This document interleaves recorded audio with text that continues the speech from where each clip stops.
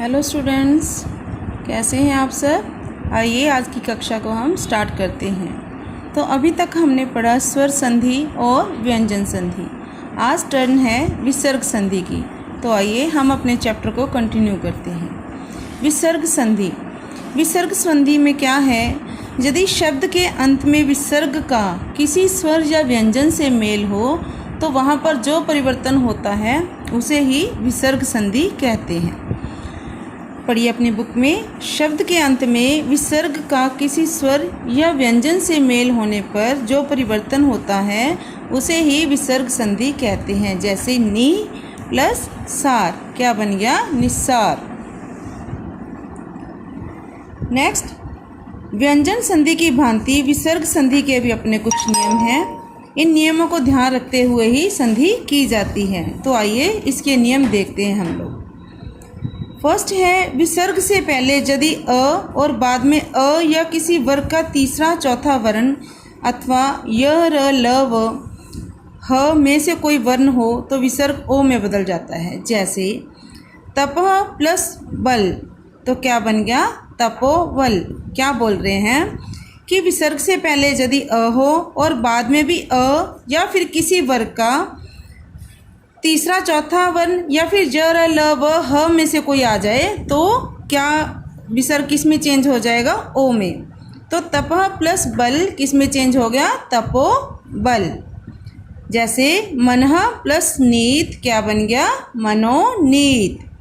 मनः प्लस रथ क्या बन गया, मनोरथ।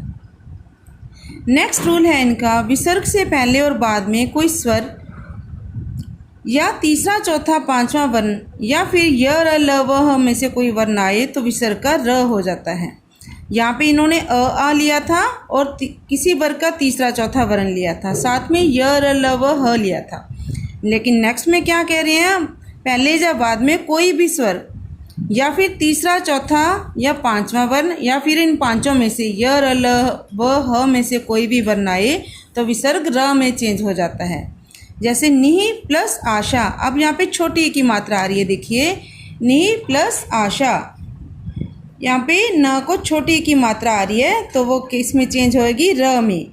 नि प्लस आशा, निराशा। नेक्स्ट एग्जाम्पल देखिए, नि प्लस आहार, निरा आहार। नेक्स्ट हम लोग रीड कर रहे हैं,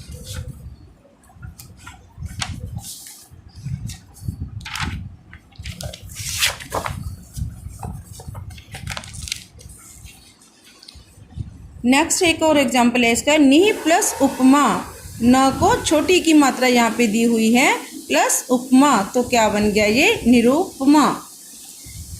नेक्स्ट है इसका रूल, यदि विसर्ग से पहले कोई स्वर और बाद में च छ या श आए तो विसर्ग श में ही बदल जाता है। जैसे यदि विसर्ग से पहले कोई भी स्वर आ जाए और बाद में च छ या श आ जाए तो विसर्ग किस में चेंज हो जाएगी, श में।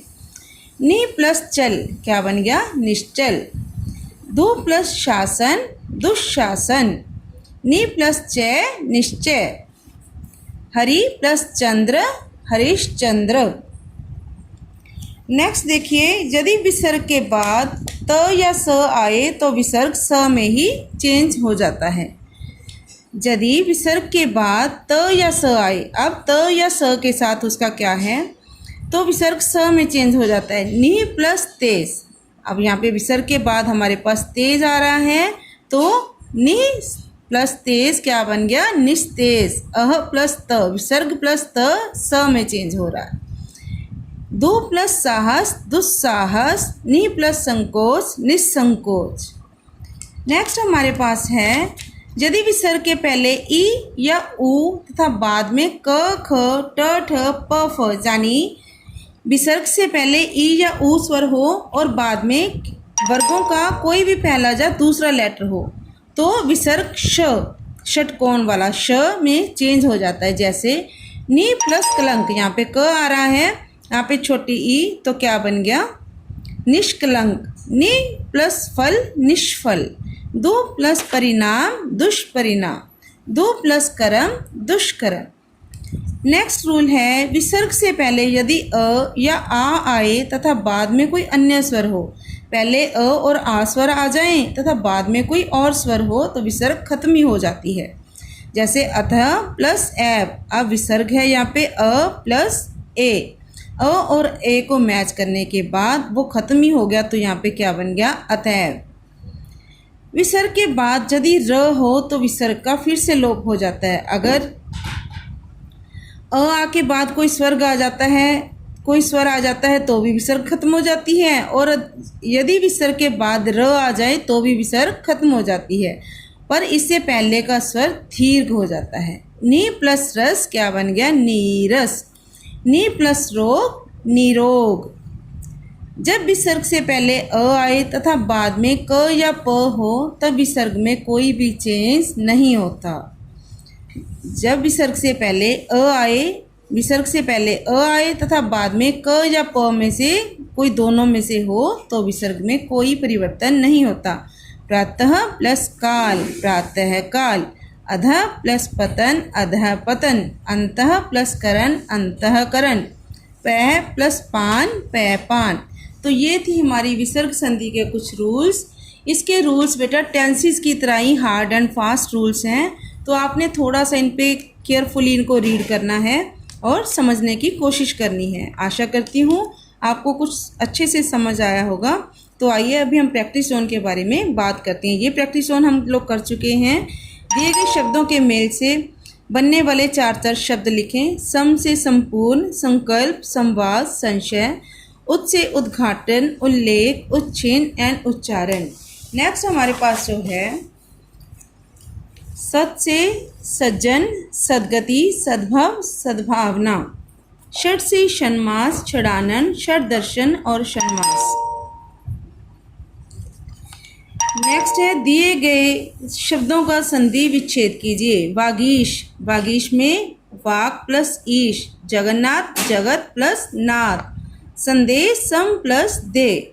उच्चारण, उत प्लस चारण। निर प्लस रोग, यहाँ पे आपका विसर्ग वाला भी आ सकता है, नि प्लस रोग वाला। सम्मुख, सम प्लस मुख। नीचे दिए गए शब्दों का गलत संधि विच्छेद हो गया है, उनका सही संधि विच्छेद कीजिए। जैसे निसंकोच में इन्होंने लिखा है निस प्लस संकोच, नहीं, यहाँ पे विसर्ग आनी चाहिए थी, तो क्या बनेगा, नि प्लस संकोच।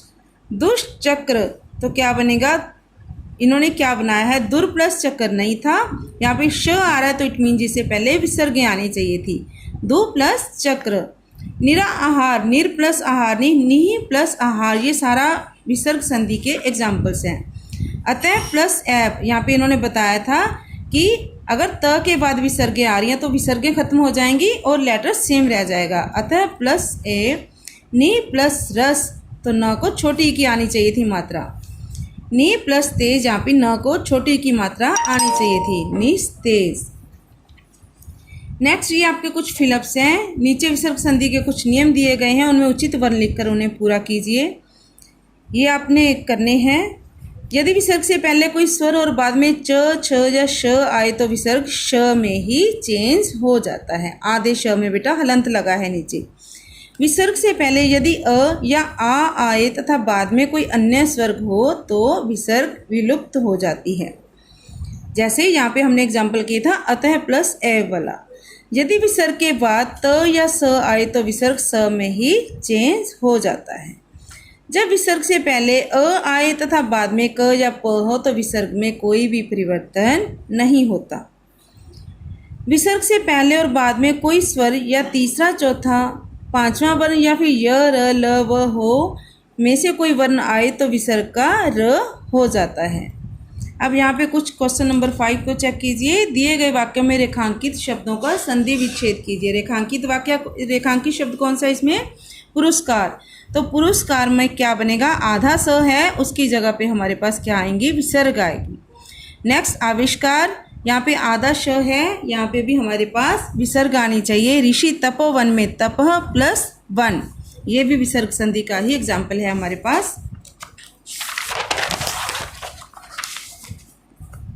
नेक्स्ट प्रातः व्यायाम करने से मनुष्य निरोग रहता है। यहाँ पे भी न को छोटी की मात्रा आनी चाहिए थी प्लस साथ में विसर्ग।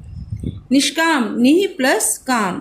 ये है आपका कविता में दिए गए कुछ संधि युक्त शब्द दिए गए हैं, उनको फाइंड करके आपने उनका संधि विच्छेद करना है। ये आप खुद से कीजिएगा। और नेक्स्ट है आपका unseen passage. You can do it yourself. आप इसे बहुत अच्छे से कर सकते हैं। इसे भी आपने फाइंड करके करना है। या तो आप बुक पे कर सकते हैं, आप चाहे तो आप नोटबुक पे कर सकते हैं। And the last question is, चित्र देखकर कुछ वर्णन लिखें या चित्र पर कुछ छोटा सा अनुच्छेद लिखें। ये आपकी बुक में आपको फ़ोटो दी गई है। इसके बारे में आपने 5-7 लाइनों में कुछ ना कुछ वर्णन करना है कि ये चित्र कैसा है, इसमें क्या दिखाई दे रहा है, क्या क्या चीज़ें इसमें हैं। तो ये है चित्र वर्णन। तो बच्चों, ये थी हमारी आज की विषय सूची कि आज हमने क्या किया है। विसर्ग संधि के हमने कुछ रूल्स पढ़े हैं, उसके अकॉर्डिंग ही आपने अपना प्रैक्टिस जोन सॉल्व करना है। और साथ में ये 2 क्वेश्चन और हैं, एक तो चित्र वर्णन है, दूसरा अनसीन पैसेज है। आपने बहुत अच्छे से इनको करना है और करने के बाद मुझे इसकी पिक्स भी सेंड करनी है। Thank you.